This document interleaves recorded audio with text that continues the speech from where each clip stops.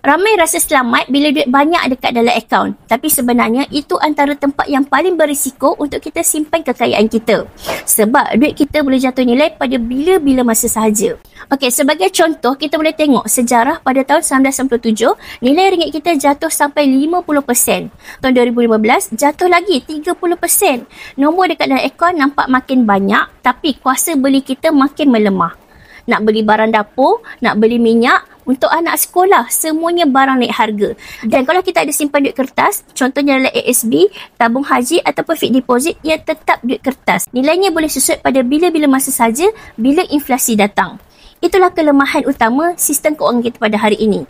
Duit tak disandarkan lagi dalam aset sebenar. Berbeza dengan emas. Dalam tempoh 30 tahun terakhir, harga emas ni tak pernah pun jatuh 30% ataupun 50% setahun. Malah makin lama makin tinggi nilai dia. Sebab itulah prinsip kewangan kita, kalau yang bijak tu, hadkanlah 3 bulan gaji sahaja dalam bentuk simpanan emas sebagai dana kecemasan. Selebihnya, kalau kita ada, tukarlah pada bentuk simpanan emas. Sebab kekayaan kita dalam bentuk emas ni nilai dia lebih kekal, bebas daripada inflasi ataupun kejatuhan mata wang. So tuan-puan, mana yang nak mula lindungi nilai mata wang ataupun nak mula menabung emas, boleh bisi borang siap dekat bawah tu ataupun tonton video Fiza Dipik untuk cara mula simpan emas. InsyaAllah Fiza akan bantu dan bimbing sebaiknya.